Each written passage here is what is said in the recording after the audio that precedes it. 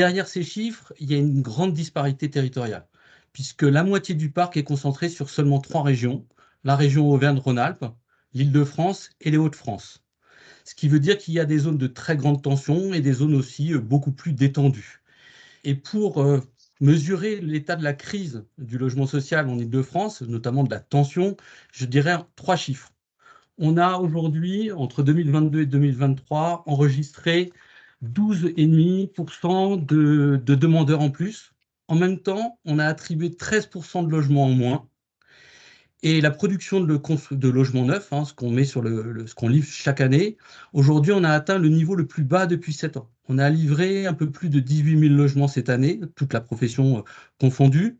Euh, L'année dernière, on en livrait un peu plus de 30 000. Donc, autrement dit, on a un écart qui se creuse entre l'offre et la demande, des besoins de plus en plus importants et une offre de moins en moins importante, et aussi des besoins de plus en plus sociaux et une offre de moins en moins sociale. C'est-à-dire qu'aujourd'hui, on a un niveau de rotation historiquement bas. Il est plus bas que pendant la période Covid. Donc, c'est une situation inédite pour nous. Entre 2022 et 2023, la rotation a baissé d'un demi%. Alors, un demi% sur le parc d'immobilier 3F, c'est un peu plus de 500 logements qui ne sont pas mis en location. Et en 2 ans, on a perdu 1000 logements. Autrement dit, pour compenser cette baisse de rotation, il aurait fallu construire 1000 logements de plus.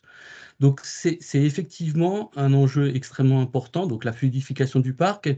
Au-delà de la fluidification du parc, il y a aussi la question du logement abordable, entre guillemets, du niveau de loyer.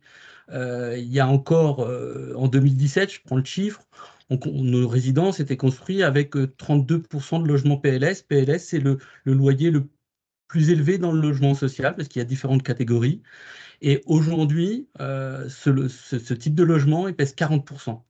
Alors pourquoi? Parce que tout simplement, aujourd'hui, on n'arriverait pas à produire du logement social si on n'arrivait pas à avoir des loyers plus élevés. Donc en fait, c'est une question d'équilibre économique de nos opérations. Mais ça veut dire que là, aujourd'hui, on est en écart avec des besoins qui sont de plus en plus sociaux et ce que nous livrons aujourd'hui. Donc il y a aussi l'enjeu du logement abordable. Et en fait, grosso modo, tout ce qui se passe aujourd'hui, c'est que le parcours résidentiel est grippé. C'est-à-dire que les locataires qui devraient sortir du logement social, finalement libérer leur logement pour ceux qui en ont besoin, bah finalement, avec le fait que les logements libres ont fortement augmenté, donc ils n'accèdent pas au parc privé, et les locataires qui pourraient accéder à la propriété aujourd'hui avec la restriction sur le crédit et l'inflation, en fait, finalement, n'accèdent pas à la propriété. D'autant plus que les promoteurs livrent moins de logements et eux-mêmes ont des critères de sécurisation beaucoup plus importants. Donc en fait, c'est toute la chaîne du parcours résidentiel qui est grippée aujourd'hui.